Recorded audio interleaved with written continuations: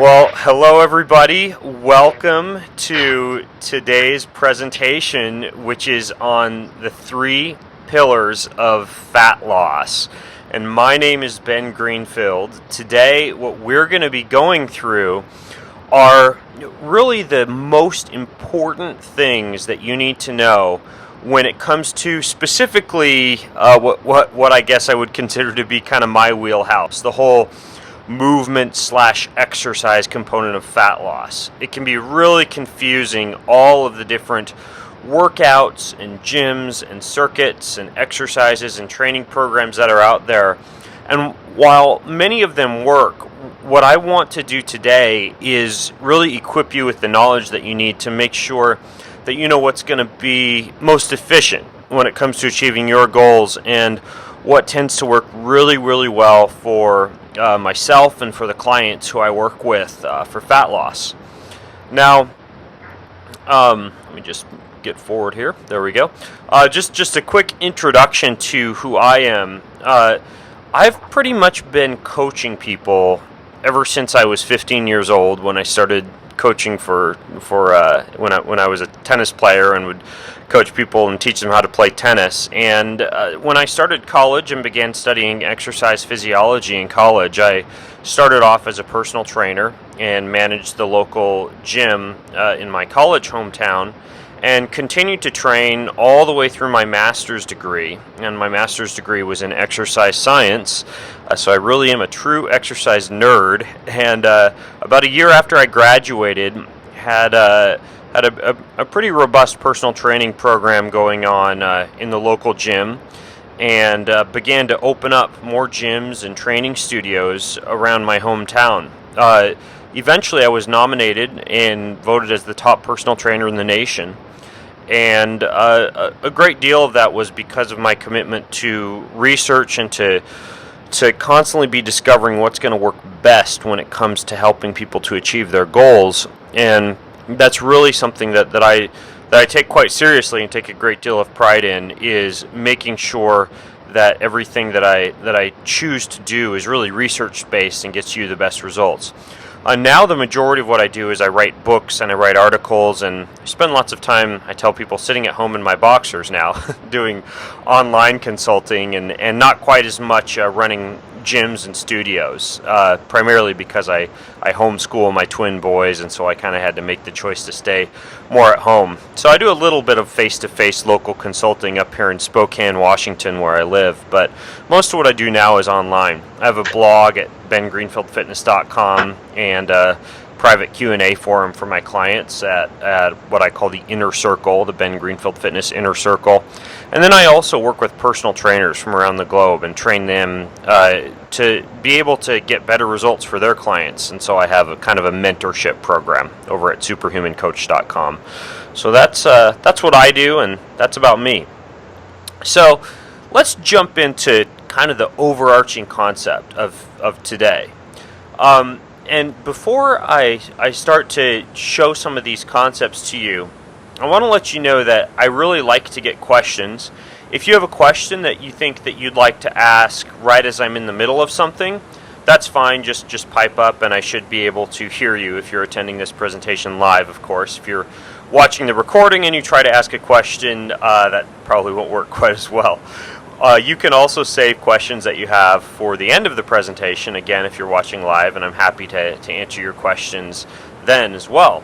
So I know that for those of you watching the post recording of this, you may not know this, but the live recording is right now a live recording for the Albert Oaks Perfect Health facility, and I'm going to be telling you more about that facility towards the end of this program for those of you who aren't there right now watching. But that means that Paul Jaminet, the author of the Perfect Health Diet, is on this call, and Damon Young, who is the proprietor of the Albert Oaks facility down there in Austin, Texas, is also on the call. And those two gentlemen are also going to be dialoguing with me a little bit as we go as well, and you may hear them toss in their 2 cents every now and again. So let's jump into this first slide. And what I want to tell you is that in most cases, most of what you think about fat loss is wrong, and it really is, because what we get shoved at us when it comes to us learning how to lose weight, learning how to burn fat, and learning how to get the bodies that we want is influenced to a great extent by popular media, by Men's Health and Women's Health magazines, and The Biggest Loser TV show, and Dr. Oz, and all of these different media sources that sometimes present some decent information, but also generally seem to make us think that the best way to lose weight is to beat up our bodies every single day with exercise sessions. Exercise sessions that we might do in a gym or in our backyard. Exercise sessions that we might do, out pounding the pavement or riding a bicycle. But the whole concept behind fat loss that gets presented to us on a daily basis is that the only way to really lose weight effectively is to somehow beat up your body and go to the pain cave every day and huff and puff and sweat. And the fact is that up until fairly recently, the whole concept of a gym was pretty much relegated to, like Olympians, like Greek Olympians out training for very serious competition or for the Olympics. And for the average person, staying lean was more about lifestyle than it was simply about creating these artificial exercise environments and these packaged, 1 hour or 30-minute or 45-minute or 2-hour marathon-esque type of workouts. And the idea that I want to make sure that you're aware of is that even though we're going to be talking about exercise today, the workout is really the least important thing when it comes to you losing weight, burning fat, getting the body that you want.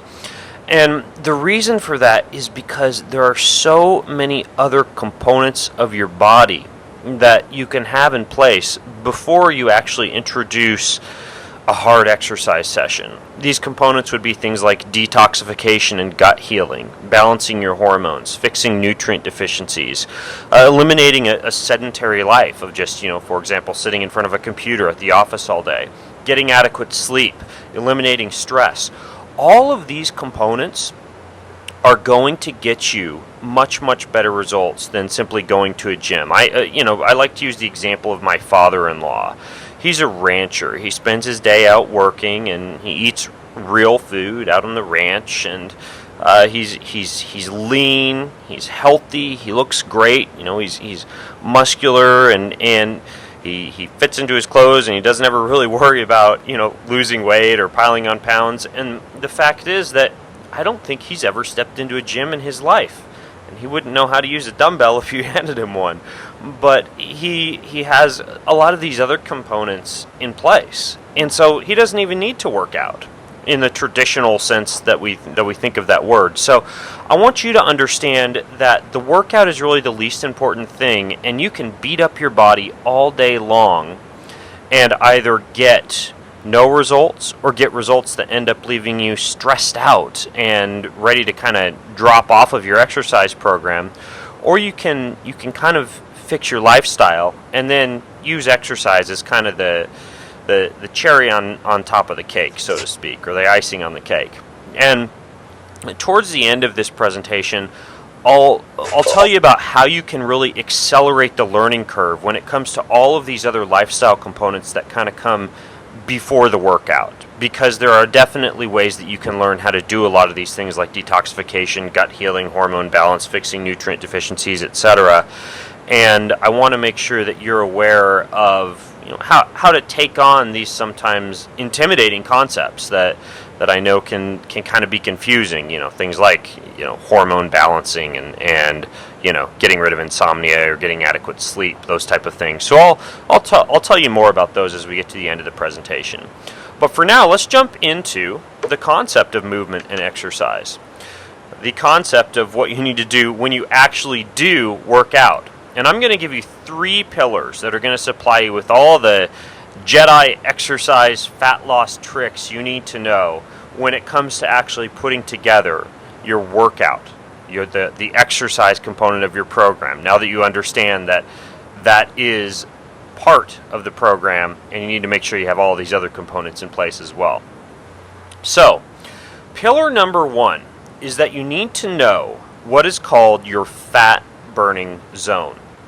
Now, for about 4 years, I managed what was called an exercise physiology lab. And in the exercise physiology lab, we would put a mask on people, and they would walk on a treadmill or they'd ride a bicycle, and this mask would measure the amount of oxygen consumed and the amount of carbon dioxide produced. A really cool test. And what that test will tell you, based on the amount of carbon dioxide that you produce, is the amount of fat that you're burning as a fuel and the amount of carbohydrate that you're burning as a fuel at any given exercise intensity, at any given heart rate.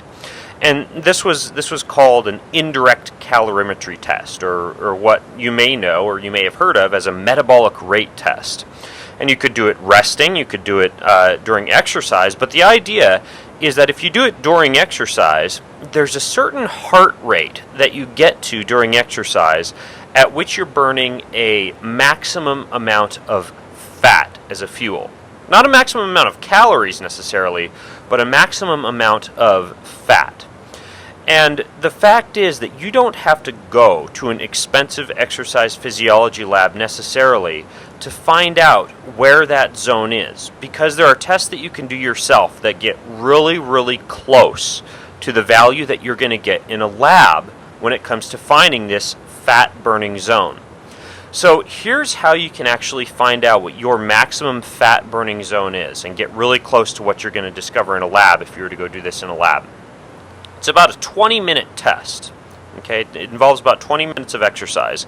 And what you do is you warm up well first, and I recommend that you use either a treadmill, if you're comfortable on a treadmill, or a bicycle for this. Just like an indoor stationary bicycle is fine. I actually like for these tests to be indoors because it's kind of a controlled environment. And what you want to do after you've warmed up for about 5 to 10 minutes, and you've broken a little bit of a sweat, and you're beginning to breathe just a little bit hard, what you want to do then is you want to begin to exercise at your maximum sustainable pace. Now that's very, very different than your maximum pace. Maximum sustainable pace typically means that you're breathing hard, that your muscles are burning. So for example, if you're pedaling a bicycle, the muscles in your legs are burning, but your legs aren't getting rubbery. Your muscles aren't getting rubbery. You're not slowing down. You're not breathing air so hard that you feel as though you're going to pass out. It's basically a pace that you feel like you could sustain reasonably, even though it's a little bit uncomfortable. Typically, if we were to look at on a 1 to 10 scale, 1 being the easiest, 10 being the hardest, it comes out to about a 7.5 or so, kind of between a 7 and an 8 on a how hard you're working type of scale. And what you're going to do is maintain that pace for 20 minutes. And it's not easy. You may want to throw on some headphones and get some motivational music on, something that pushes you a little bit. So it's not easy, but it's also not that red hot intensity where you feel like you're going to fall off the back of the treadmill or collapse off the bike. It's just kind of pushing you a little bit outside your comfort zone, getting that muscle burn going. And what you want to do as you're going through those 20 minutes is you need to collect your heart rate. And you can do so by wearing a heart rate monitor. You could do so, if you want to do it the hard way, by if you're using one of those treadmills or bicycles that will take your heart rate for you. You could hold on and you could simply jot it down and record it every minute. You can use the really old school method and put your fingers on the side of your neck or on your wrist, and that's easier to do if you're riding a bike, not quite so easy if you're on a treadmill. And you could take your heart rate that way. But either way, you want to find out about what your heart rate is over that entire 20 minutes. And if you're doing the test properly, that heart rate shouldn't change a lot over the 20 minutes. It shouldn't start really low and get really high. If it starts really low and gets really high, that means you probably didn't warm up long enough, or you're pushing yourself too hard towards the end of the test. So you want to try and maintain the same average pace throughout the test.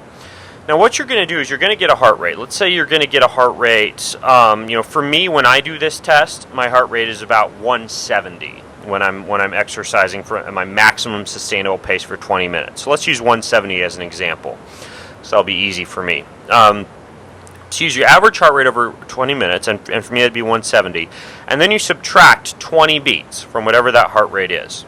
So for me, if I subtract 20 beats, I get 150. 170 minus 20 is 150.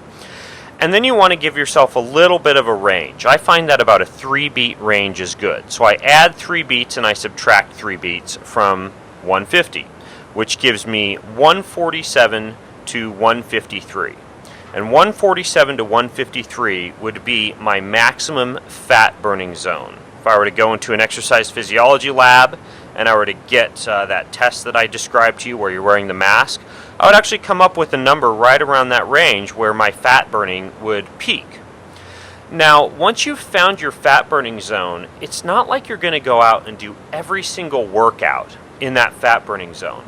But what you do need to realize is that exercising in that fat burning zone teaches your body how to tap into its storage fat quite efficiently as a fuel, and it also doesn't beat your body up too much. So I've found that in the folks who I work with, we get the best results when we find this fat burning zone and we use it for a fasted morning workout. Again, because it's not very carbohydrate depleting, it's not very stressful, it's tapping into the adipose tissue that you have on board, it's not depleting your muscles' carbohydrate levels, it's not really even tapping much into your liver's carbohydrate levels. And we'll also use this for a longer weekend fasted workout. So what I mean by that is, for example, once we find the fat burning zone, anywhere from 4 to 6 days a week, we'll go out for about 20 to 30 minutes in the morning, and it could be walking the dog or going for a nice, easy bike ride or something like that. But just an easy fasted morning workout with the goal to be in your fat burning heart rate zone during that workout. And the fat burning heart rate zone you're going to find is not that difficult. It's a conversational pace. And then typically what we'll do is we'll throw in some kind of a hike or some kind of a longer walk or a longer bike ride or a longer session on the weekend that's closer to anywhere in that kind of 1 to 2 hour-ish range, where it's a little bit longer fasted workout. And the combination of exercise in the fat burning zone with being in a fasted state works really, really well for allowing you to tap into your body's own storage fat as a fuel. Now, just as a quick alternative to what I just described to you as far as that test that you could self-administer, there are a couple of other kind of geekier lab-based tests that you could do if you wanted to go visit your local university's exercise science lab, or you wanted to go to a sports performance laboratory or a sports performance facility. One is called a blood lactate test. During a blood lactate test, you exercise, and your lactic acid that you produce in your blood is measured about every 3 to 4 minutes. And what an exercise diagnostician will look for is when your blood lactate goes about 1 millimolar above what your resting blood lactate would be. And that's typically one good way to identify your maximum fat burning zone. Another way that you can do it is you can do what's called a VO2 max test. And a VO2 max test is where you're running on a treadmill until you practically fall off the back of it, and it's measuring your maximum oxygen capacity. But there's a point during a VO2 max test at which you reach what's called your ventilatory threshold, which is where you begin to breathe hard and you begin to produce a lot of carbon dioxide.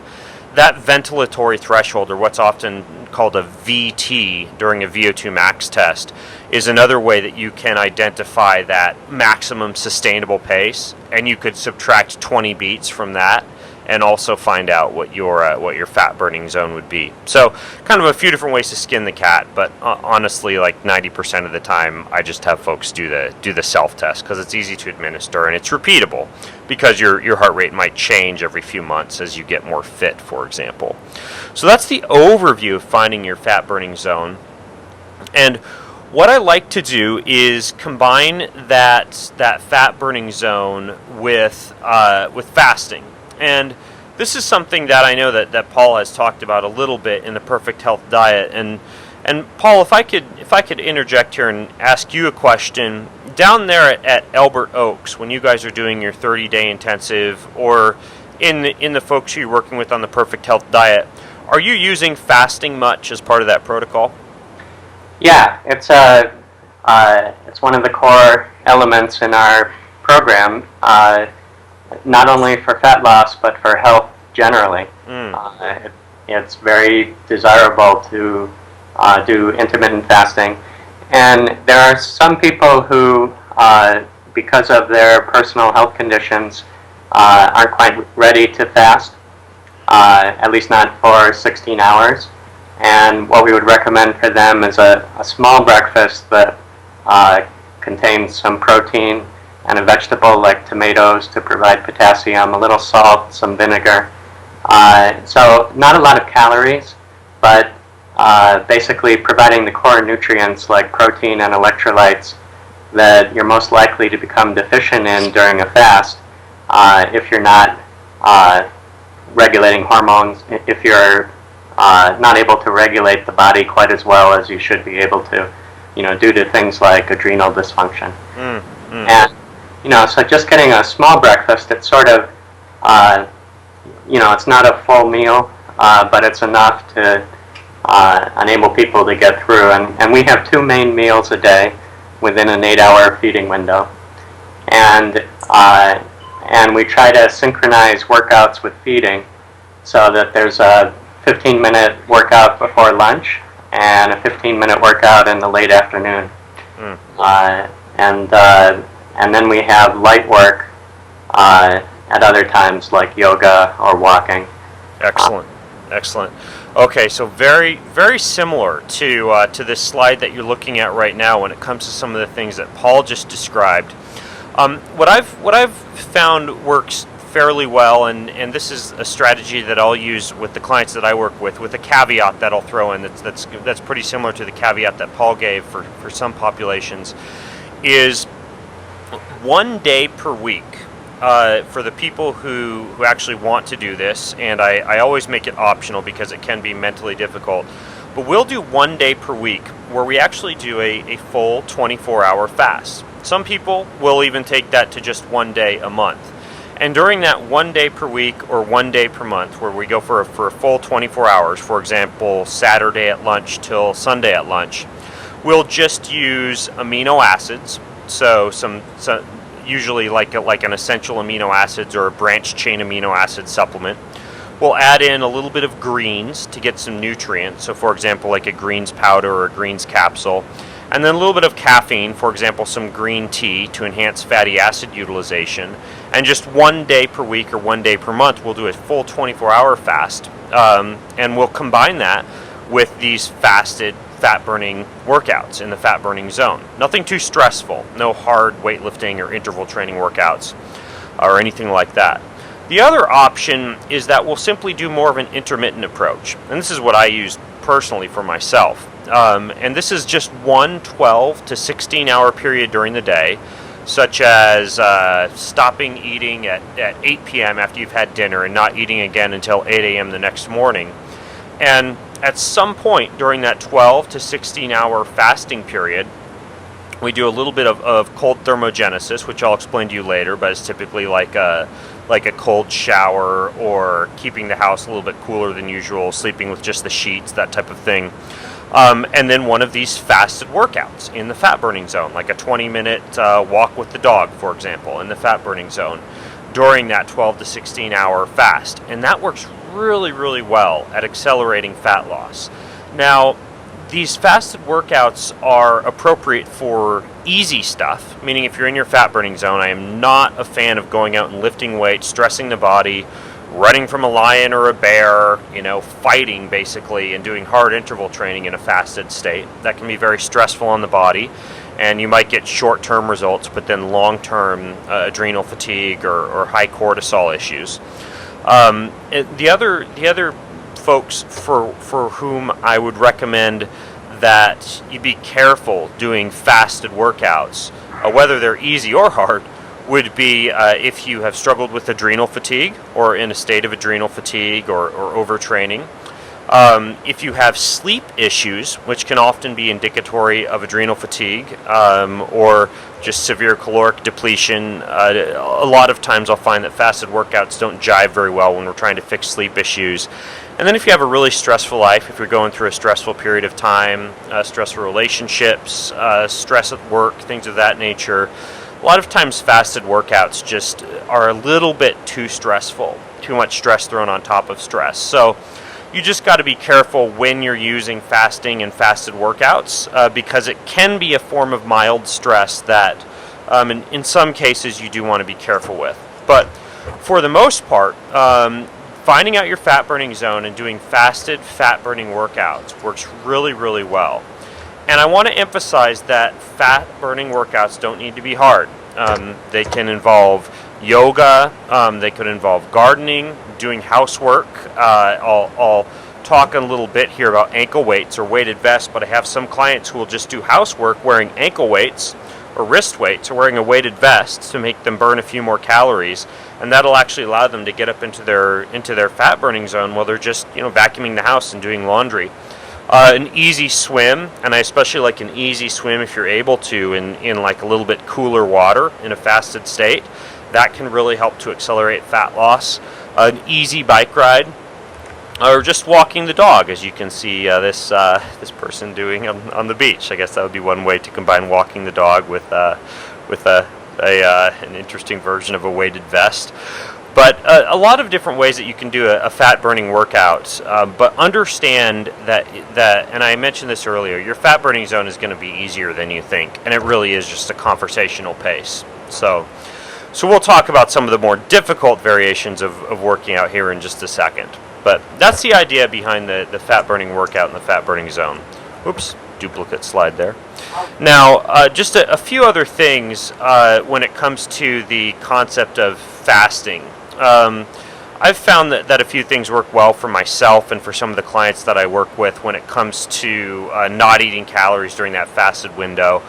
I like the concept of using sour or fermented foods. We do a lot of fermentation here at our house, so we make kimchi and sauerkraut and pickles, and I know that's really a core part of Paul's Perfect Health diet as well. And a lot of times when you're craving food, simply having a little bit of kimchi or sauerkraut or a pickle, for example, can really help to shut down appetite cravings when you're in that 12 to 16 hour fasted window where you're doing something like a 24-hour fast. Paul mentioned electrolytes. I'm also a fan of using water. For example, I have a SodaStream countertop water maker that injects carbon dioxide into the water and kind of makes the water bubbly. And a lot of times I'll add an effervescent electrolyte tablet to that. There are companies such as Noon makes one called U-Hydration. That's a natural stevia flavored electrolyte tablet. There's another company called Goo that makes one called Goo Brew. That's, again, it doesn't contain sucralose or artificial sweeteners. It's just a naturally flavored electrolyte tablets. Those can really help to quell the appetite. I use those quite a bit when I'm traveling as well, for example on an airplane. I mentioned amino acid powders or amino acid capsules, and those can especially work well if you find yourself getting very, very hungry when you're doing like a fasted fat burning workout. They simply send a message to your brain that blood levels of amino acids are a little bit higher, and so it doesn't really need to be in quite so much of a catabolic state. I mentioned that I like greens, so like spirulina or chlorella powders or tablets. Those can work pretty well at quelling the appetite when you're in a fasted state, and they're typically very low in calories, and so they don't really pull you out of that fasted fat burning state so much. Tea or edible tea, they make edible green tea or regular green tea, for example, works very well. I'm not quite as much of a fan of caffeine. It can be a little bit too much of an adrenal stimulant in many cases. And then sometimes what you'll find is that, especially when you're launching into a program such as, for example, the Perfect Health diet, where you may not be eating as much carbohydrate as you're used to. If you're used to doing lots of pastries and things of that nature, when you shed carbohydrate, you tend to shed water and shed electrolytes and shed sodium along with that. And sometimes you may need to add a little bit of extra sodium into your diet if you find that you're getting dizzy or getting low blood pressure. Some people think it's because they're bonking from low carbohydrate, when in fact it's just a sodium issue, and you need to add a little bit of, for example, like a Himalayan rock salt to your diet. Or I even know some folks who will do like bouillon cubes to add in a little bit of extra sodium. But kind of a few different ways to skin the cat there. But ultimately, those are some of the strategies you can use if you do experience appetite cravings during some of these fasted scenarios. Now we're going to jump into pillar 2 here in just a second, but before I do, any questions from anyone about the fat burning, finding your fat burning zone, or kind of how you would use those fat burning workouts? I think that was great. Are you familiar with Phil Maffetone and his running advice? Yes, and that test that I described, and Phil's a friend of mine, is very similar to Phil's MAF protocol or MAF test. Yep. He has a simple rule for the fat burning zone that works pretty well. Just take your age and subtract it from 180 heartbeats per minute, and that seems to work pretty well. Yes, that is an even easier way to approximate your fat burning zone. I've found that that the testing can pinpoint a little bit better when we're actually comparing to laboratory values, because when I ran the lab, what I would do is compare some of the values we'd get from field testing versus simple equations versus actual lab testing. And if you're able to do the bike ride or the treadmill for 20 minutes, you might get a number that's a little bit closer than the 180 minus age. And that 180 minus age, though, can work pretty well if you just want to get something quick in a pinch or get a ballpark number for sure. So absolutely. Yeah. And Phil Maffetone has some great programs as well. Good guy. So right. Now I find for my own personal running, I like even simpler cues, and so what I tend to focus on is pace of breathing. And if you can breathe entirely through your nose, that limits the amount of oxygen you can get in. That ensures that you're in a fat-burning mode pretty much. Another cue is while running, it's usually a good thing to breathe rhythmically, and it's a good idea to exhale when your left foot is hitting the ground, and the reason is if you exhale when your right foot hits the ground, you'll compress your liver, and that can cause pain, a stitch in the side, and so I find if I'm exhaling every third time my left foot hits the ground, that pretty much matches the fat-burning heart rate. And if I exhale every second time my left foot hits the ground, that's more akin to the sustainable aerobic pace. That's a really good point, and it's kind of funny. Paul and I have never talked about this. I had no clue that he was a fan of either of the two concepts that he just described, but I actually have two books that I recommend to just about especially every endurance athlete that I begin to work with. One is called Mind, Body, Sport by John Douillard, and it goes into that nasal breathing concept quite thoroughly, and there are things that even go above and beyond just being able to maintain your aerobic rate, such as lower cortisol when you're breathing nasally, and that's a really interesting book to teach you some of those breathing concepts. And then as far as the rhythmic breathing, there's another book out there called Running on Air, I think it's called, by Bud Coates.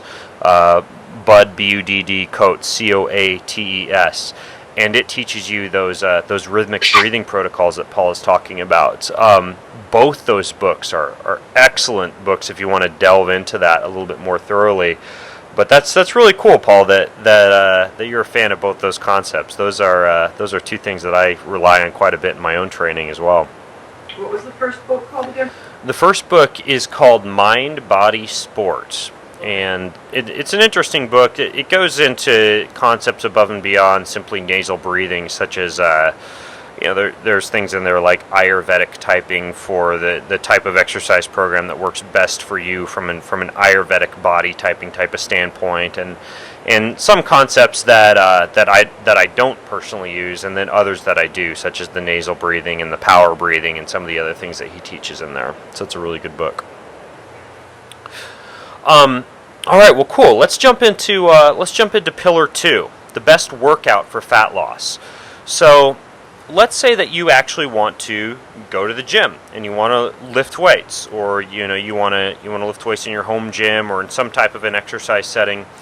Well, the question is, what kind of workout is going to get you the most bang for your buck when it comes to burning the most fat while at the same time building muscle or maintaining muscle, because of course, the last thing that you want to do is burn fat, but at the same time lose muscle, and get that kind of gaunt marathoner type of look that really isn't all that healthy. You need to be careful that you actually, keep some muscle on your body, because muscle is youth. It protects your joints, it protects your ligaments, it helps to maintain your metabolic rate, and it's good to have, a little bit of muscle. So there are two different options when it comes to the best workout for fat loss, and both are kind of variations of a study that was done at the University of California. And I talk about this study in a post that I wrote over at the Huffington Post. I put the URL down there. I just made it into a shortened URL if you want to go read in more detail. It's at tinyurl.com/HuffPostFatLoss.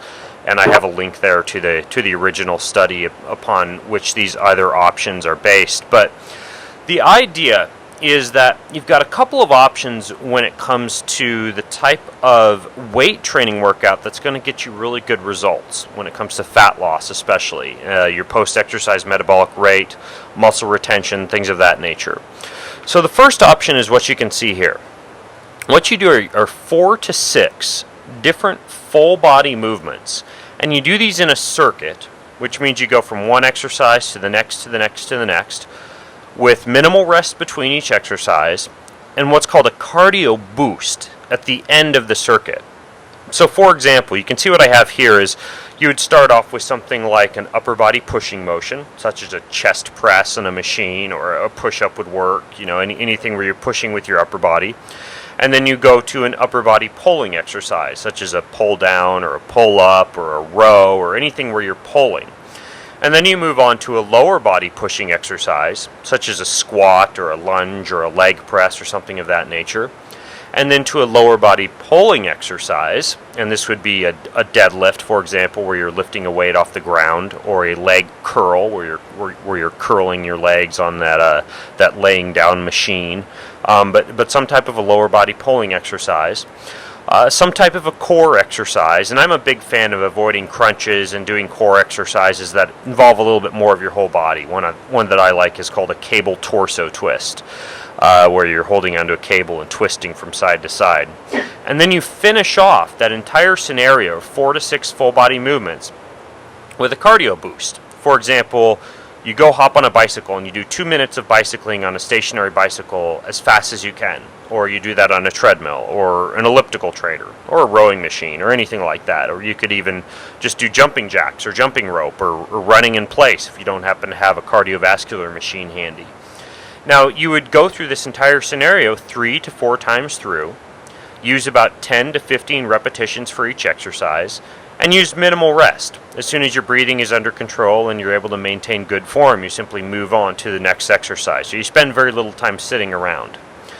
Now, one very important thing is that you use an appropriate weight. What studies have found is that unless someone is under the supervision of a personal trainer, they tend to choose a weight that is too low for most of their exercises, a weight that's too low to stimulate an actual muscle fiber response, or what is really muscle fiber tearing. When you lift weights, you get a little bit of muscle fiber tearing, and when that repairs, your muscle fibers will grow, and you'll develop that strength that you're looking for, or that tone that you're looking for. Now, what I recommend that you do to choose the appropriate weight is the rule of 3. Now, here's how the rule of 3 goes. If you can do any more than 3 repetitions over and above the recommended number of repetitions, then the weight that you're using is probably too light.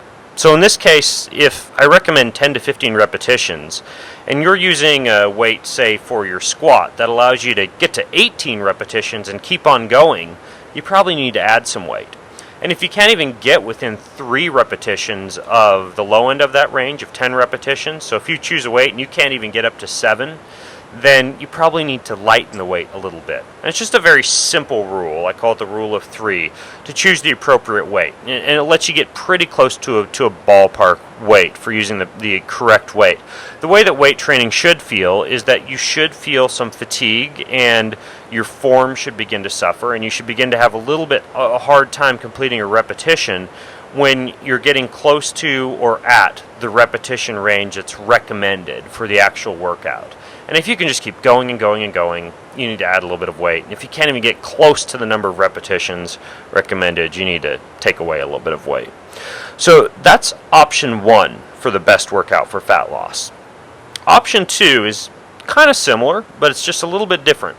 So for option 2, you're going to use a combination of what are called supersets with cardio boosts. Now, even though this one can be a little bit more confusing at first glance and may seem a little bit more advanced, for me, using this approach, I prefer it a little bit more when I'm working with my clients. I also find that when I'm doing it for myself, time seems to go by faster during the workout. It's fun. So a superset simply means that you do back-to-back exercises with minimal rest. Typically, those back-to-back exercises are working opposite body parts or opposite muscle systems. So an example for this would be you do a standing overhead press where you're pressing a couple of dumbbells or a barbell overhead, and then you combine that with pull downs. So first you do your standing overhead press, and then you do your pull downs, and then immediately after you've finished the set of the standing overhead press and the set of the pull downs, you move on and you do a quick cardiovascular burst. And even though I forgot to write on this slide the length of time for that cardiovascular burst, typically it's shorter than what you saw in option 1. In option 1, I told you at the end of the circuit to go and do like 2 minutes of riding the bike or something like that. For the cardio burst in this scenario, option 2, typically just about 30 seconds, a maximum of 60 seconds is fine. So for example, you do your overhead press, you do your pull downs, and then you do your set of jumping jacks, quick rest, and then you go back and do it again. Standing overhead press, pull downs, jumping jacks. Then you go back and do it again. And you're going to go through that superset with the cardio boost 3 to 4 times, and then move on to the next superset, which would be, for example, like squats with leg curls and then 30 to 60 seconds on the treadmill. And you go through that scenario 3 to 4 times. Then you go through the next scenario, chest press with seated row to bicycle 3 to 4 times. And you use the same number of repetitions as you did for option 1, about 10 to 15 repetitions is fine. That's what we call the hypertrophy rep range, and all that means is that it allows for some growth of muscle fibers. And you use the same concept of minimal rest, so you always want to maintain good form. You never want to feel like you're going to pass out, but at the same time you aren't using kind of the old school gym method of sitting around reading a magazine between sets or something like that, which is really, really nice for building maximum strength or for your football player trying to develop power, but isn't all that great for burning lots of fat while you're working out. And that's basically the scenario for option 2. So either option 1 or option 2 works really, really well. It maintains a good post-workout metabolic rate. Don't get me wrong, these are relatively difficult workouts, and in just a second, because I do realize they're difficult workouts, I'll lay out kind of a sample scenario for you of what it would look like to put these into a typical week, because these definitely aren't the type of things you're going to be doing every day. But before I do that, before I talk about how to work those into a typical week, any questions on those two options that I just went through, option 1 or option 2 for the weight training workouts? No, I think those are pretty self-explanatory. Here at the Perfect Health Retreat, we use a lot of body weight type exercises. So natural type movements like good morning bends, squats, pull-ups. You might be familiar with the Primal 7 movement system, which uses straps to support a lot of these movements, so that people who are in poor condition who are disabled in some way can still perform the basic movements. And they're good because they cover a lot of core strength. Nearly everything is done with a straight spine, and they move through all of the major joints and the major muscle groups. So, deadlift type movements, squat type movements, pushing, pulling type movements. Yeah, I love suspension straps. The Primal 7 is a good system. I'll toss another couple of resources at you that you might find fun to explore for some extra movements. One would be the book Paleo Fitness, I believe it's called. It's written by Daryl Edwards, who's better known as the Fitness Explorer. He shows up at a lot of kind of like ancestral / paleo type of conferences, like the Ancestral Health Symposium and Paleo FX, and usually teaches some movement sessions at those. And they're typically like outdoor, body weight only play type of sessions. And he has a book called Paleo Fitness that has some good movements in there. And then there's another really fun thing I've been playing around with my kids. It's called the Safari Fit phone app, and it is a bunch of exercises named after animals, like the lion and the gibbon and the squirrel, the lizard. And basically it simulates these animal movements and lets you create your own circuits, or lets you choose from preset workouts that are kind of similar to the circuit type of workouts I just described. Both of those resources are kind of fun if you like the concept of body weight workouts, and I'm a huge fan of ensuring that you're never limited to necessarily having to go into a gym to work out. Now, the two examples I just gave do indeed use traditional gym equipment, but yeah, you can certainly use body weight as well, and that works quite well, or suspension straps. So all right, so pillar number three would be what you want to do is about 2 to 3 times a week. You want to toss in a few cardio interval workouts. Now, these are far different than the type of fat burning exercises that I talked about, or the fat burning zone workouts.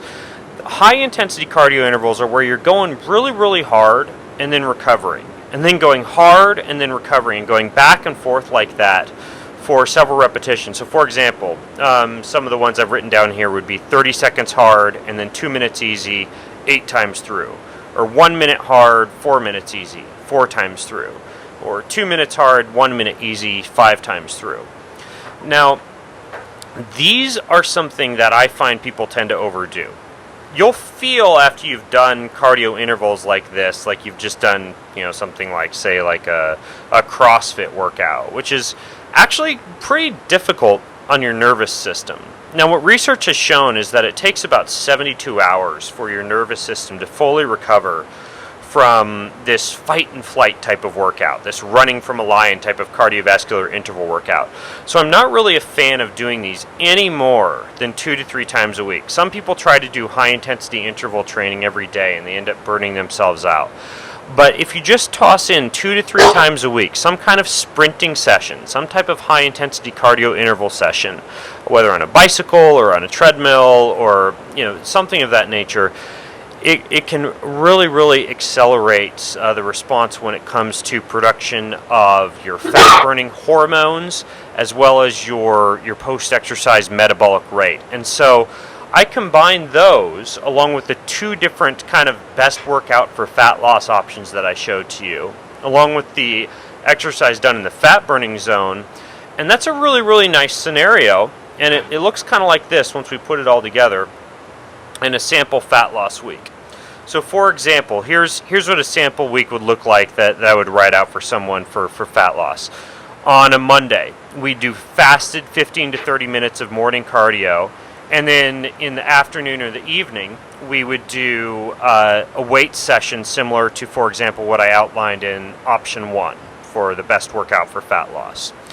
I tend to like to encourage folks to do the harder stuff in the afternoon or the early evening, just because not only is your body temperature a little bit higher then, but you also tend to have higher post-exercise protein synthesis when you finish up an afternoon or an evening exercise session. And all that means is that your body is better able to take the meal that you eat after the workout and use it to help your body to repair and recover. So I'm a big fan of easy stuff in the morning, harder stuff in the afternoon or the evening. Maybe that's also because I just hate to roll out of bed and go do something hard. I'm a slow riser. So Tuesday, you could do the same thing. You could do a fasted 15 to 30 minute morning cardio session in your fat burning zone. Again, it's something easy like walking the dog. And then 15 to 30 minutes of cardio intervals, like those high intensity interval sessions that I just got done showing. Wednesday, you could do the same type of thing as Monday, but you could use something like option 2 instead of option 1. when it comes to the best workout for fat loss. So you could lift weights again on a Wednesday. Thursday could be the same as Tuesday, an easy morning fat burning session and then an afternoon interval session, but you could do a different kind of cardio interval session. So if you use, for example, 1-minute intervals on Tuesday, maybe you'd use 30-second intervals on Thursday. Friday, you could repeat Monday's workout, and for people who are just getting started, I like to include more than one off day, so sometimes Friday might just be yoga or an easy movement session or something very relaxing and restoring. Saturday would be, for example, that longer fasted fat burning session, like a 90-minute hike without having eaten in your fat burning zone, that type of thing.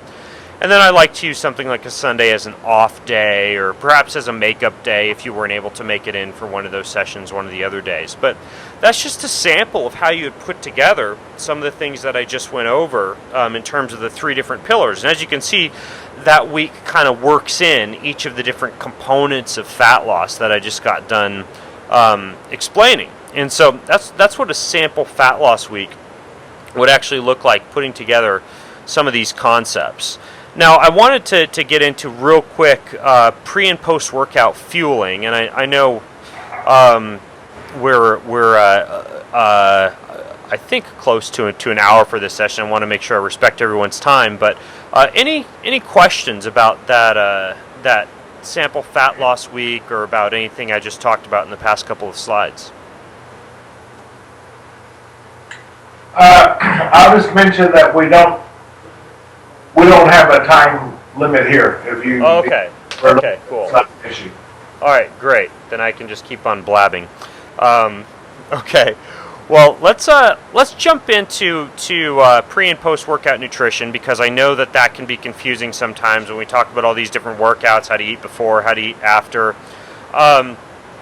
I know that they're at Albert Oaks, and again, for those of you who are watching the recording of this and may not be familiar with Albert Oaks, don't worry, we'll explain more towards the end of this presentation about how you can kind of get plugged into that. But in terms of how to fuel these workouts, I want to mention to you that often pre and post workout fueling is just overemphasized. A lot of times people are burping up their pre-workout meal, launching into their post-workout meal, and just stuffing their faces in and around their workouts because they're relying on trickle-down advice from the bodybuilding community or from the marathoning or Ironman community or these type of communities or demographics for which eating is important because you're going through a huge amount of calories and really depleting your body and doing these extremely difficult workouts and spending 4 hours a day in a gym. But in reality, most of us really don't need to be focusing as much on pre and post workout fueling as we've been led to believe. So I just have a few simple rules that I try to follow. First of all, if you're doing a fasted workout, let's say you're rolling out of bed in the morning and you've gotten that 12 to 16 hour fast in and you're doing a fasted workout, I generally recommend you eat within about 60 minutes after that workout. And the main reason is because of compensatory eating. And what I mean by that is that a lot of times if you're waiting a really long time after you've done a fasted workout, you end up getting really, really hungry. And by the time you actually do eat, you often make poor food decisions, or you eat more than you actually should, or more than would be reasonable. And so I generally recommend that if you're doing a fasted workout, you eat within about an hour after that workout. The nice thing is that also is a window in which you tend to be relatively insulin sensitive. And so, for example, carbohydrates that you might consume with that post-workout meal are going to be a little less likely to cause a very large release of insulin by your pancreas. You tend to be able to uptake glucose into the muscles a little bit more effectively when you eat within that post-workout window. And so I do recommend that you eat within about 60 minutes after the workout. Now, that could simply be your next real meal. So, for example, if you're doing a fasted workout, it'd probably be breakfast.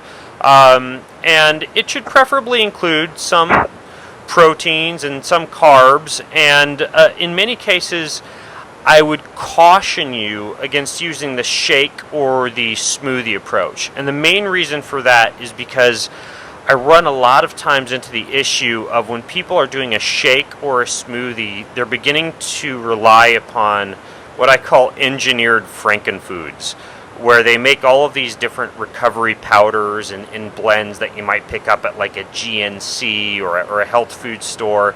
And if you really look at the label, it's basically just pure sugar, like glucose or maltodextrin or fructose, combined with a relatively subpar protein source, in many cases just like kind of a whey protein derived from a commercial cattle source. And you want to be careful with these engineered post-workout blends that are marketed a lot of times as the perfect post-workout recovery shake or the perfect post-workout recovery smoothie or the 800-calorie Jamba Juice style smoothie you might grab on your way out of the gym if you happen to be a member of a health club with a smoothie bar. So I'm a big fan of just kind of timing your fasted workout so that your post-workout meal is just your next real meal. You need to be really careful. If you are going to do a shake or a smoothie, do it like I do it, and get some real greens like kale or spinach, and mix that up with maybe a handful of nuts or some coconut milk, and make sure that your shake is real food and not some engineered blend that you bought at the GNC or wherever.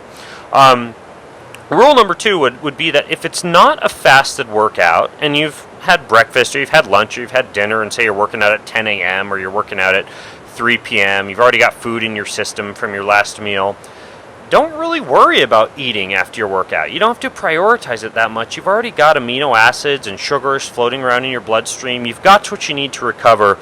The only reason you'd worry about eating after a fasted workout or after a non-fasted workout would be if you're trying to build muscle. So if you're, maybe you're just trying to get big. You want to get some big arms, or you want to build muscle. Maybe you're skinny and you want to put on some size.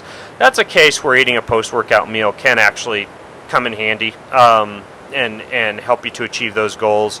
The other issue would be if you have blood sugar issues. Maybe you haven't had a really good diet for a while, and your body is not very insulin sensitive, and you tend to have a lot of blood sugar fluctuations. You tend to get hypoglycemic really easily.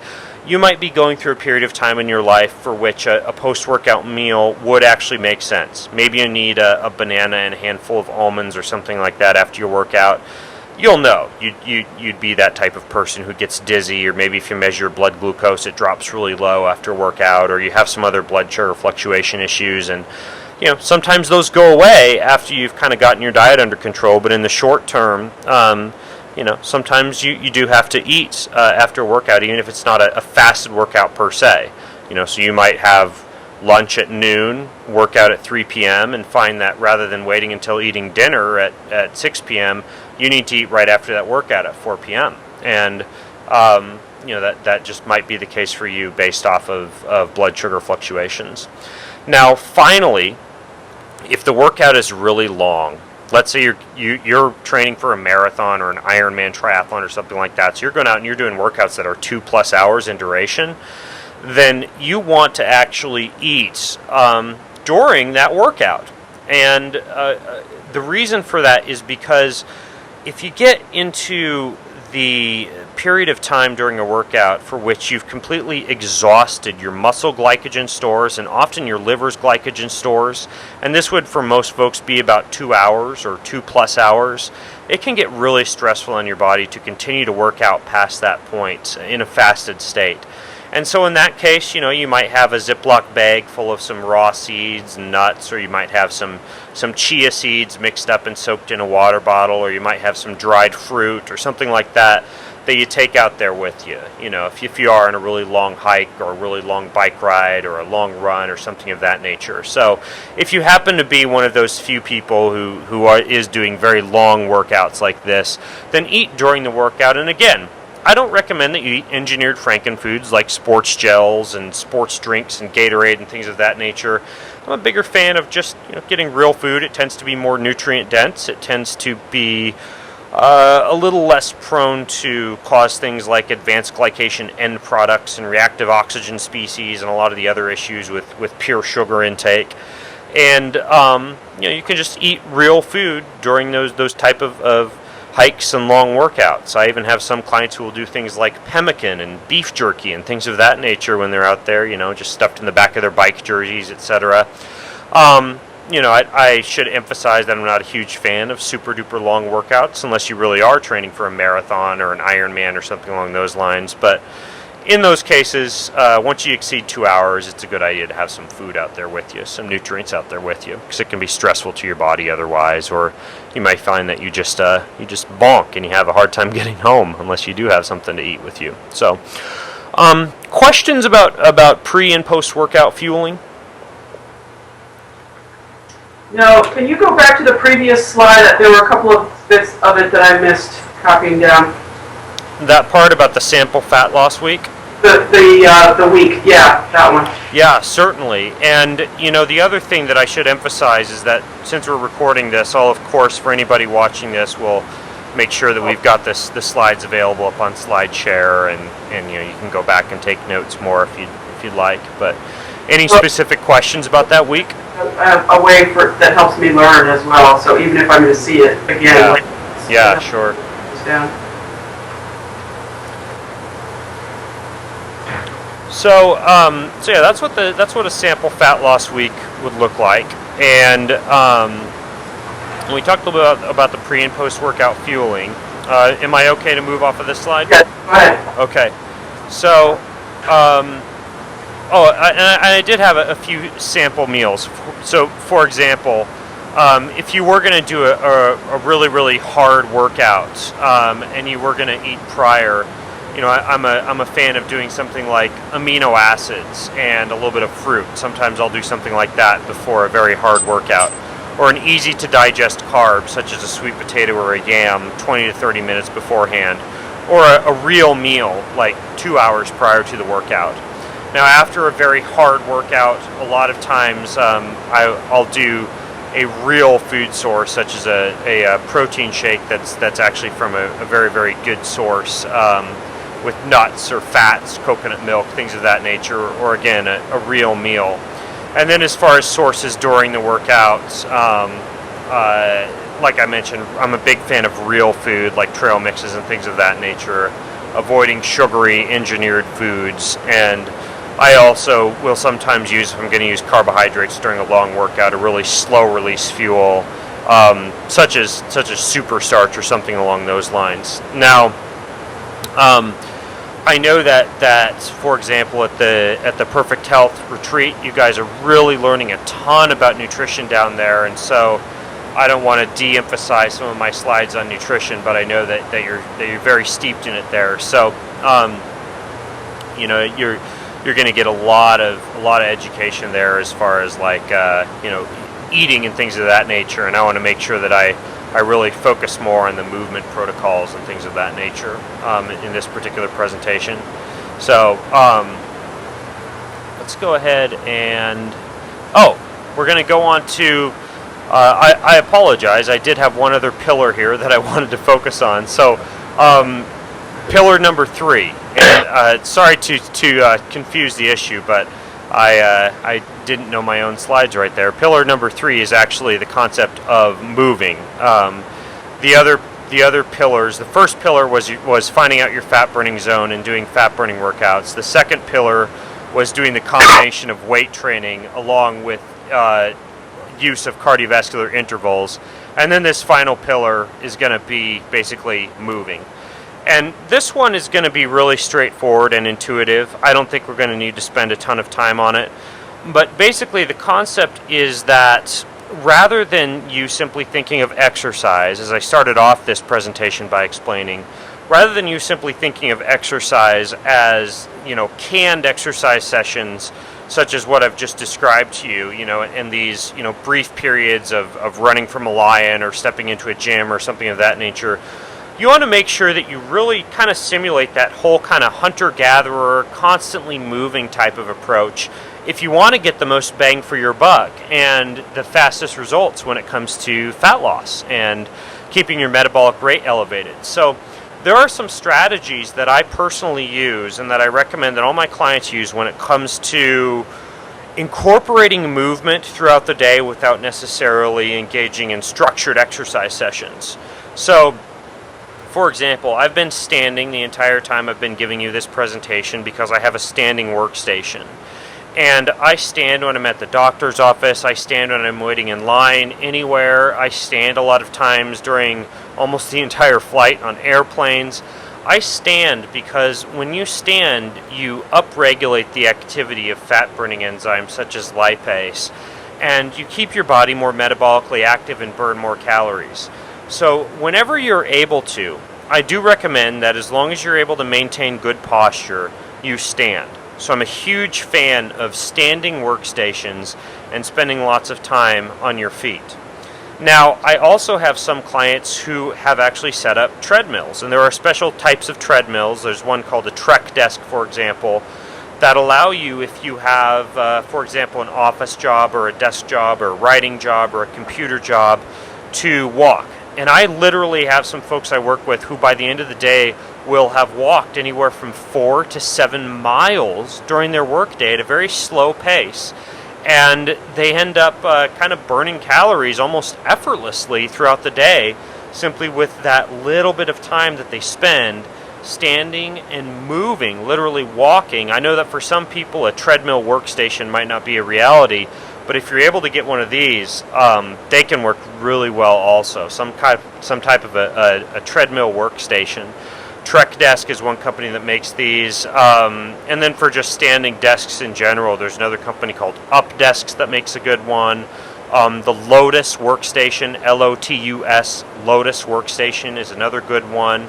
I'm personally just standing at a big cupboard, just an old cupboard that's in the corner of my office, and I don't have anything fancy, but I just have my computer perched on top of it and my microphone perched on top of it, and that works fine for me. So kind of more than one way to go there, but moving. Another thing that you can do that I hinted at was wearing a weight vest or wearing ankle weights during the day. And you got to be careful because these can get a little bit stinky, a little sweaty, a little gamey. If you're not careful, you can use a little bit of baking powder, for example, or something along those lines underneath to make sure that they're not getting too sweaty and clammy. But wearing these type of things throughout the day, or while you're out on walks, or while you're gardening, or while you're working around your house, anytime that you make yourself weigh more, you're going to burn more calories. And these can work very, very well for that. Be careful running, bicycling, doing things like that, wearing weighted vests or weighted ankle weights, because they can affect your biomechanics. They may increase your risk of developing like a chronic repetitive motion injury if you're not careful. But as long as you're able to maintain good form, and especially when you're just working around your house, these can actually come in really handy as a little bit of a biohack, so to speak, for accelerating weight loss and burning extra calories. So weight vests and ankle weights, very easy to find at a sporting goods store or online, and they make them anywhere from 20 all the way up to 60 plus pounds, especially for the weighted vests. I mentioned briefly that I'm a fan of, when you're in a fasted state, doing some form of cold thermogenesis. On the upper left there, you can see what's called a cool fat burner vest. I actually wear one of those several mornings a week. Many of my clients use this as well. It's simply a vest that allows you to place cold ice packs over areas where you would have high amounts of metabolically active, what is called brown adipose tissue, or BAT, and that burns calories to generate heat. And it's another kind of hack that you can use to help your body to burn more calories. I personally take an icy cold shower for 5 minutes in the morning and 5 minutes in the evening. And as a matter of fact, alternating hot water with cold water can accelerate the results of a cold shower even more when it comes to fat loss, because of the quick back and forth with blood circulation that occurs when you do that. You can even go outside in the cold weather. There is a friend of mine named Ray Cronice, and he's a big fan of using cold thermogenesis for fat loss, and he does shiver walks, where he walks a mile, and you could do this in your fat burning zone, and he simply ensures that he's walking in a cold environment and shivering a little bit as he's walking.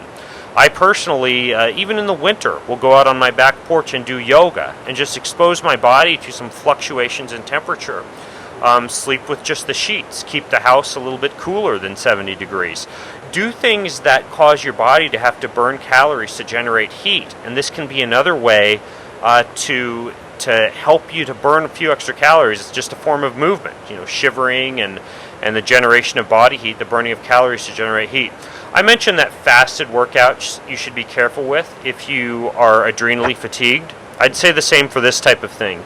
If you're in a state of adrenal fatigue and you know that you're really stressed out and beat up, sometimes cold exposure can be a little bit tough on your body. But as long as you're not in that state, this can be another really, really good tool that you can use to burn a few extra calories. I'm a fan of also what I call greasing the groove.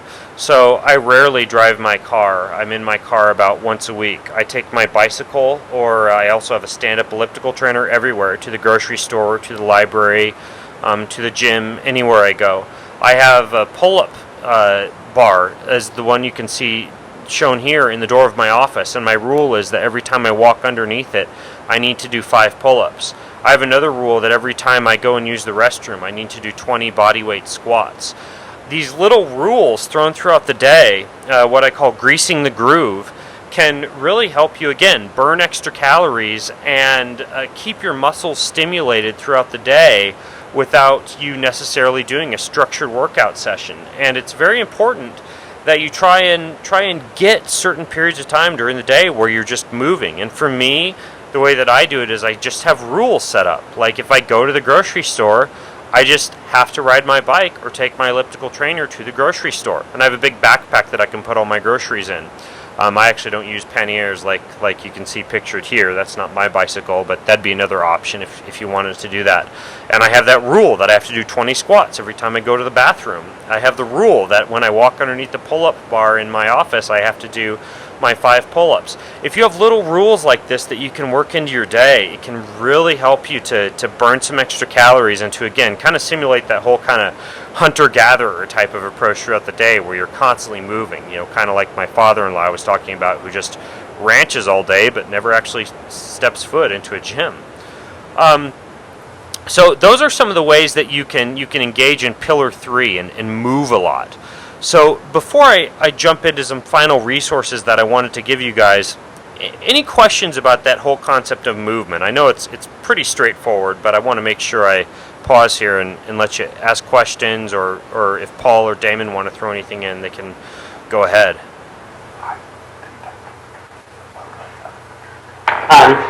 All right, so I just thought I'd comment quickly a little bit about the cold thermogenesis. Might be a point of a few differences in our protocols. So for us, the strongest emphasis is on circadian rhythm entrainment, and ambient temperature is actually a circadian Zeitgeber, meaning it's a time giver to the body. And what's desirable is to have warmer ambient temperatures during the day and colder ambient temperatures at night.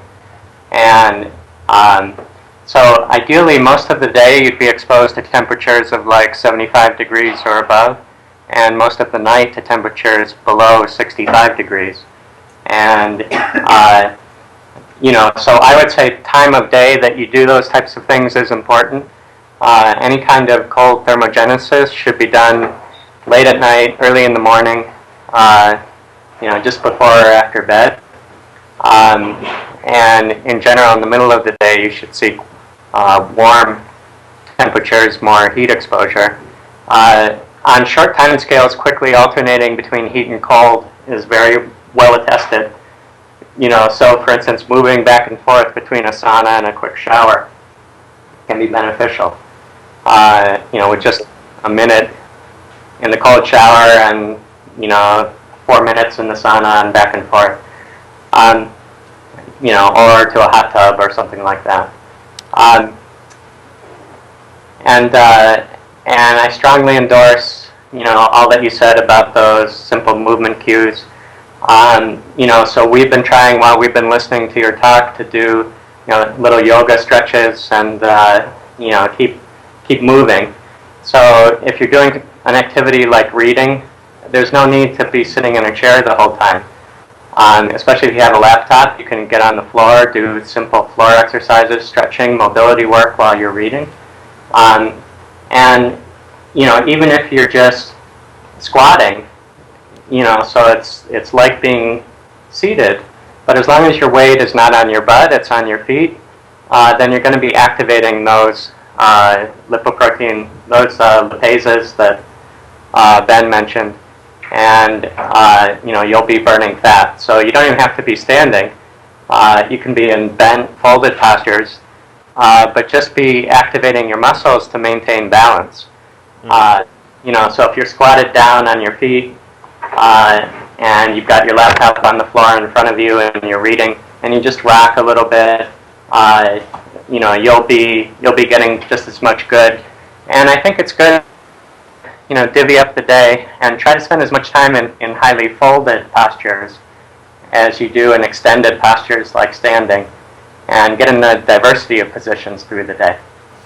That's all really fantastic. And actually what Paul mentioned about cold thermogenesis, I'm really excited about that because that's new information for me.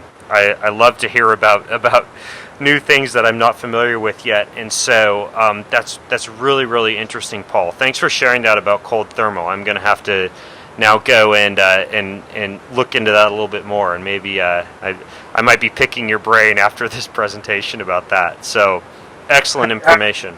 Let me, the innkeeper, speak here a moment. We try to do a lifestyle that people can continue when they leave, and in Texas, getting us down below 65 in the evening is going to be very economically challenging here or away. So I'm thinking, maybe cold showers at night might help. Yeah, that can definitely accelerate things. Also, if you blow a fan, if you sleep without blankets and you have a little fan blowing some air over you, that gives you a sensation that it's cooler than it is. I have a personal difficulty falling asleep when it's colder than 65, even colder than 70. Yeah. I sit there and shiver in bed and cannot fall asleep. So Yeah. Right. Well, you want to find the right temperature that works for you. yeah. And you may be a little bit hypothyroid or nutrient deprived, so we'll work on that. Okay. Actually, most people find it easiest if you're in good health. Most people find it easiest to sleep between about 60 and 65 degrees, and high temperatures actually prevent sleep. So if you've ever been in sweltering conditions without air conditioning, then you'll know it's very hard to fall asleep in those conditions. Yeah, my sweet spot is somewhere between 70 and 73. Yeah. If it's warmer than that, then I have a hard time. If it's colder than that, Yeah. I wouldn't mind sleeping under 65 if I would fall asleep first, and then the timer would make all the temperature go down, Yeah. so that my body was colder once I'm asleep. But I can't actually fall asleep while I'm trying to generate.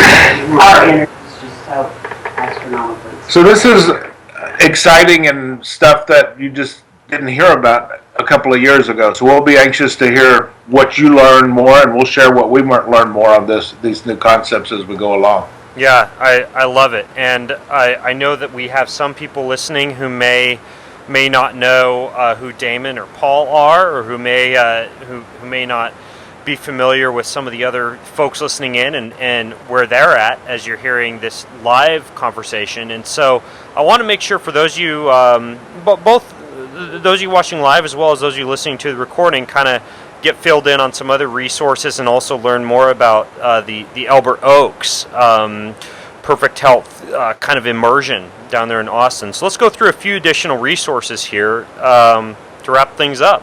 So first of all, in an act of shameless self-promotion, I of course have to make you aware that I have a podcast and a free newsletter, articles, videos, things of that nature. Some people think it's just for elite athletes and triathletes. It's not. I try and keep stuff palatable to the general population too. But that's over at bengreenfieldfitness.com, and the podcast is on iTunes. I also have another podcast as well as a book that you can tune into at getfitguy.com, and that's just a really short 5 to 10 minute podcast that I put out weekly. For example, this week's podcast is about how to recognize the difference between all the types of different gyms and health clubs and exercise facilities in your area if you're trying to join one, and what might be a good choice for you. I just try and put out some really practical tips like that, and then also have that book there at getfitguy.com. I also, like I mentioned, have an inner circle, and this is just a place where my wife and I teach cooking videos and interactive online webinars, and also have a forum where we take questions 24/7 from people who have questions and want a little bit more personal advice, and that's at bengreenfieldfitness.com/inner circle that we do that.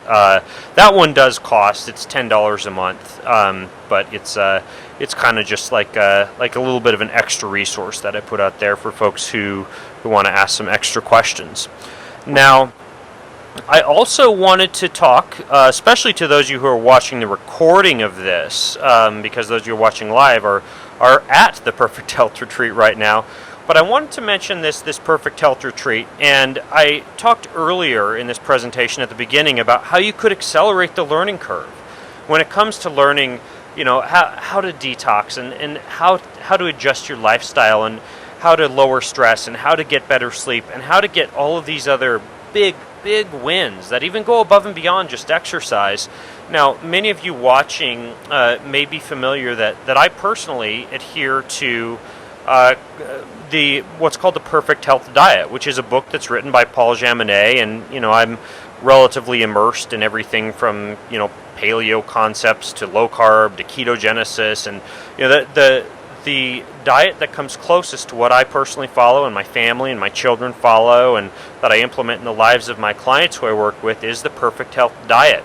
And so I was very, very excited when I found out that for people who want to really get immersed in the Perfect Health Diet, and really not just the diet, but the lifestyle itself, and this whole idea of living in a way that is ideally designed for the makeup of the human machine, they now do a Perfect Health Retreat down there in Austin, Texas. Wonderful town. AlbertOaks.com is where you can go to learn more about this 30-day immersion. But it would be a wonderful opportunity for any of you listening in who just want to get away and really learn how to make changes that are going to affect you for the rest of your life in a very positive way, to be able to just accelerate the learning curve and drop in and join up. And they have options to where you could just go for the weekend. You could just show up and do a lot of the 30-day immersion kind of in more of a satellite format where you join in online and then just go, here and there during the 30 days. But the Perfect Health Retreat in Austin, Texas is something I would highly encourage to any of you watching or listening who want to make some lifestyle changes and you're ready to kind of just put your foot down and learn how to do it all, how to cook, how to live, how to basically set up your entire life in a way that allows you to live a long time, burn fat, be healthy, and kind of just implement and do everything you've always wanted to do when it comes to health, but maybe didn't know exactly where to start or how to do. So that's at AlbertOaks.com. Go to AlbertOaks.com, and I'm actually going to be down there at Albert Oaks March, I believe the exact dates are March 3rd through the 6th. So for the February through March retreat that they're doing, if you're interested in working a little bit more with me, I'll certainly be around then, and we'll be there physically in person in that first week of March. But you can see here that everything you'll learn there include dietary principles for each plate that you prepare, what it should and should not include, how to read labels to avoid toxic food, how to order at restaurants, healthy movement techniques, a lot of the things that we just talked about, and like the Primal 7 that Paul was talking about, personal training sessions and a local gym membership, learning appropriate lighting and activities to do during daytime and nighttime to encourage adequate sleep, a ton of stuff. So I am definitely getting behind this whole Perfect Health Retreat. Extremely excited that they're doing it. So check out AlbertOaks.com to learn more about that. And that about wraps up the presentation for the 3 pillars of fat loss. Anything else that you guys wanted to add in, Paul or Damon? Well, I just have one more resource is our website, perfecthealthdiet.com. And so there's a lot of resources on diet, on lifestyle, and recipes and things like that that people can find, and also an active community of commenters and people. We have a question and answer thread. So we welcome any of you who are curious about diet to come visit us there. Yeah, that's another great resource. And Paul may have broken up a little bit when he was saying that URL. He broke up on my end, but it's perfecthealthdiet.com, where you can learn more about that. And of course, if you don't yet own the Perfect Health Diet book, head over to Amazon or head over to Paul's website and grab that. Highly recommend you have that on hand. So, well, Paul, Damon, all of you there at Albert Oaks, thank you for joining me live today. Yeah, thank you very much, Ben. And for those of you watching the replay of this, go ahead and head over to Albert Oaks, and you'll also be able to find the slides for this over at SlideShare. And of course, you can always email support at bengreenfieldfitness.com if you're running any tech issues or you have further questions. Thank you, everybody, for watching. Best of luck in your fat loss pursuits. Have a wonderful, healthy week.